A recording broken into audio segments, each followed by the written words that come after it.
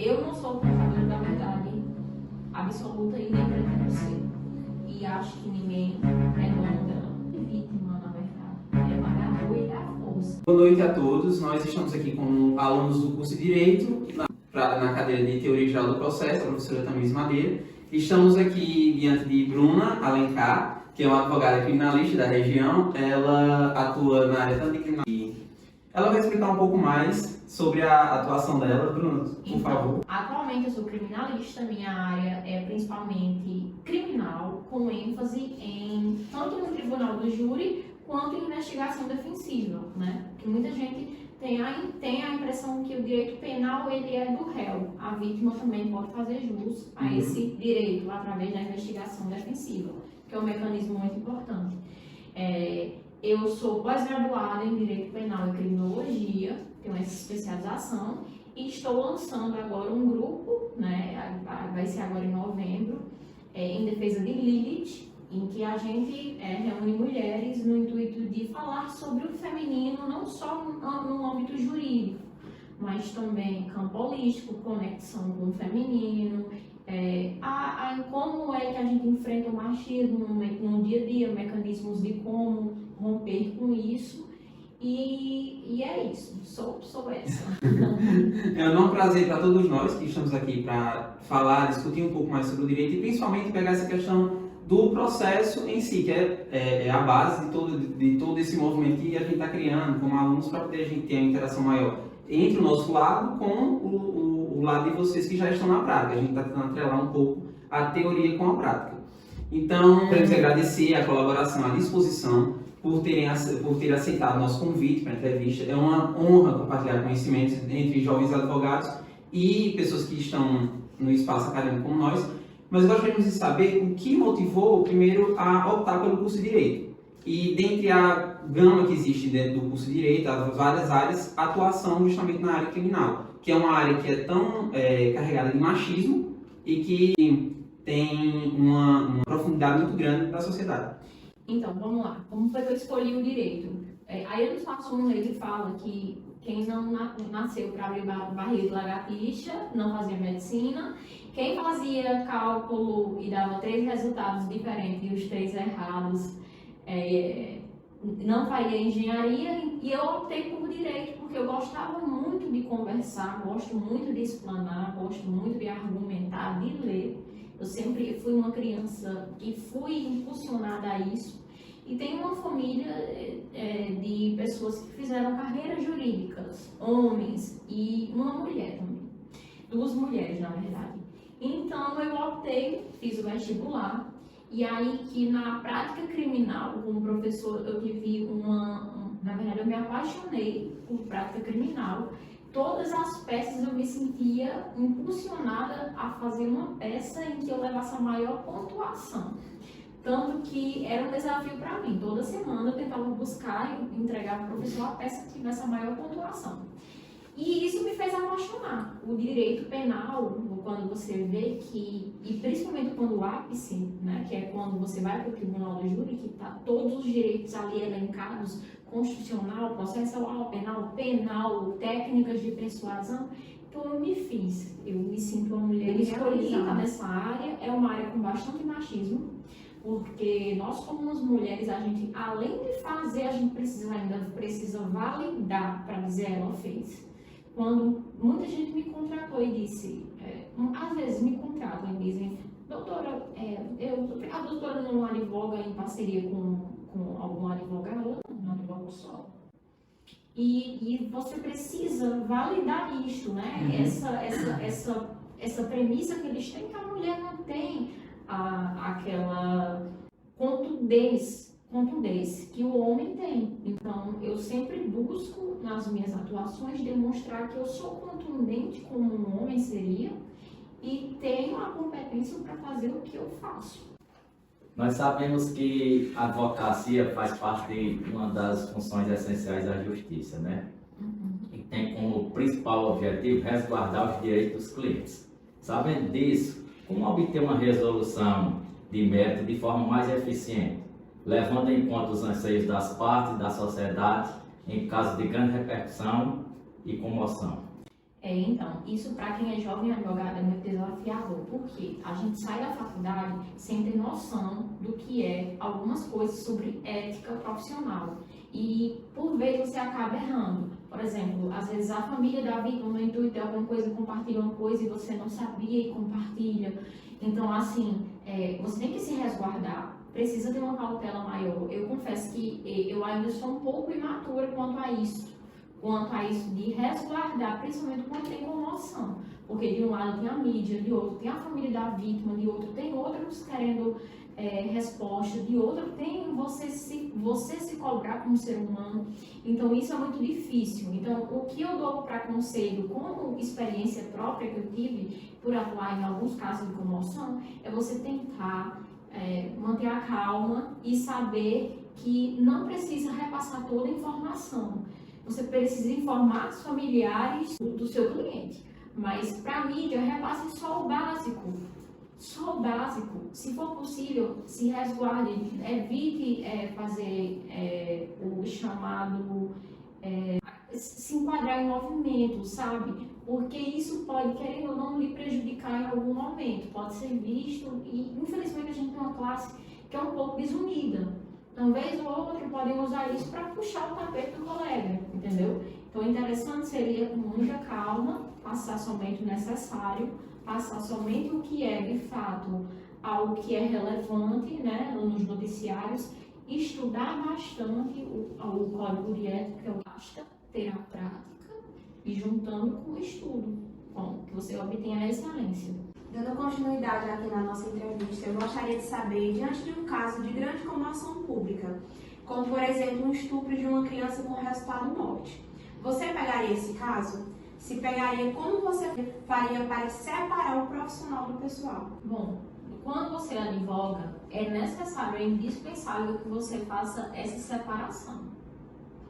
A Bruna, que está em casa, que brinca com os familiares, que tem seus hobbies, não pode ser a mesma que vai atuar conforme os ditames na lisura do processo. Então, essa separação ela é indispensável em qualquer processo, seja esse de comoção pública, seja este não.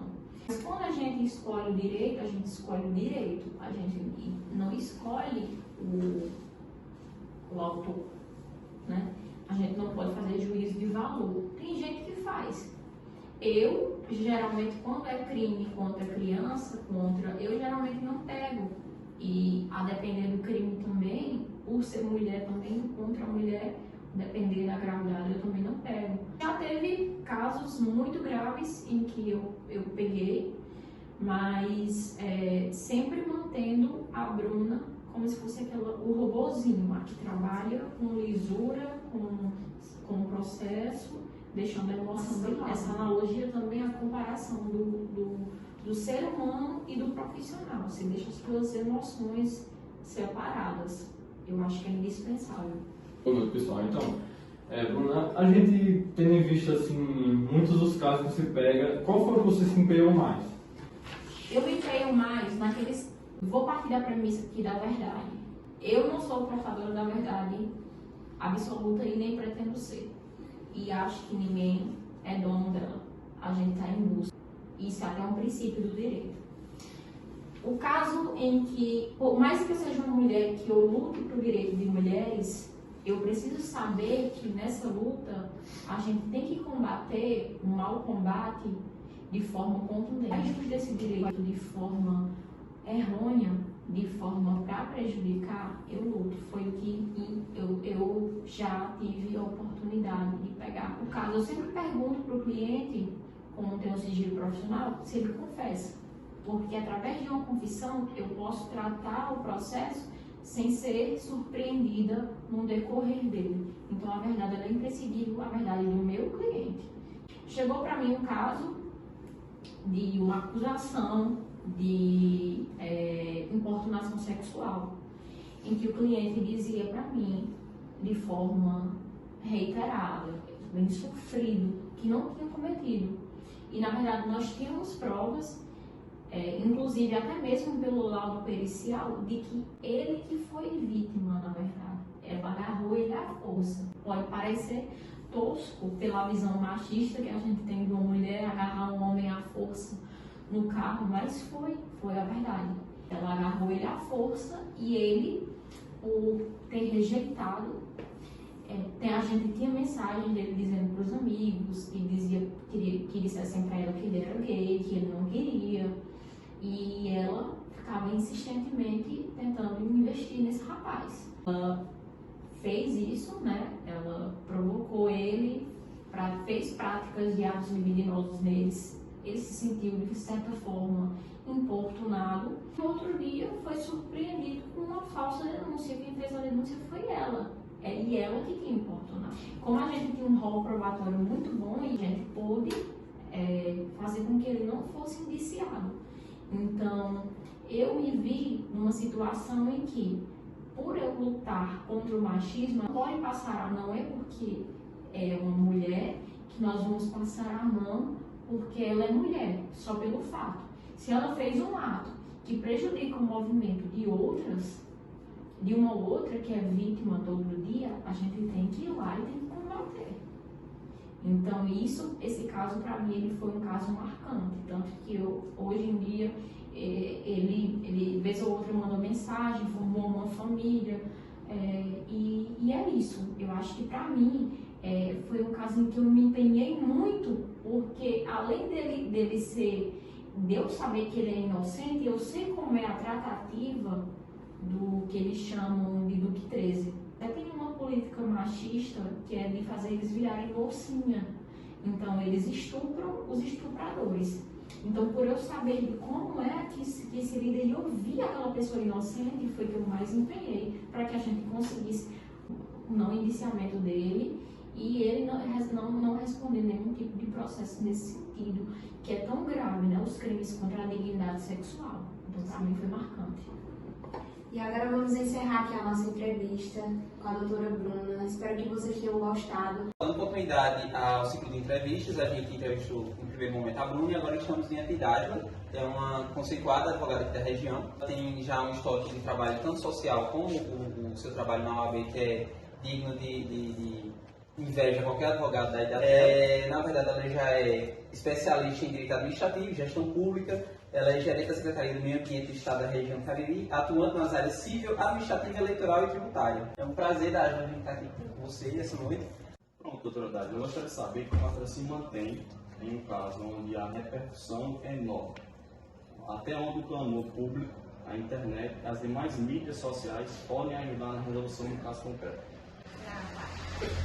A mídia e a comunicação social tanto pode ajudar como também pode prejudicar bastante, né? Temos o caso dele lá, que a mídia foi muito prejudicial no caso dela, como também temos outros casos de grande comunicação social que foi favorável, tanto para prender a pessoa quanto para, enfim.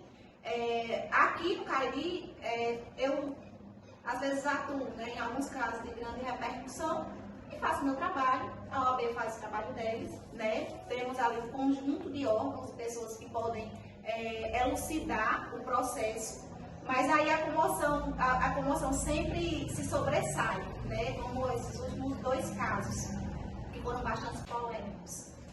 Mas aí, o que acontece? Em alguns casos, repercutem positivamente e outros negativamente. E é o processo jurídico que a gente sempre lida para obter a justiça. Dade, eu gostaria que você discorresse quais são as vantagens do novo Código de Processo Civil e se isso facilita no dia a dia. Facilita demais, facilitou principalmente com relação a prazos, né? Os prazos foram alterados com relação aos prazos, com relação à facilidade também que nos trouxe o processo eletrônico em si, os programas que foram inseridos depois dele. Tudo isso trouxe nessa era digital, que a gente já não tinha como a gente ficar no processo físico, indo por fórum, pegando processo, trazendo processo, enfim. A partir desse momento, né, a partir do código, que aí todos foram digitalizados, facilitou demais a nossa vida e a vida de vocês, todos os advogados. Gostaríamos de encerrar essa entrevista mais uma vez agradecendo o aceite do convite da entrevista. Que a Dágila tem uma visibilidade enorme na sua rede Instagram e que ela utiliza dessa rede para propagar, além do seu trabalho, mais informações sobre o mundo jurídico. E é isso. E sigam @adv.dajuribeiro. Obrigada a vocês.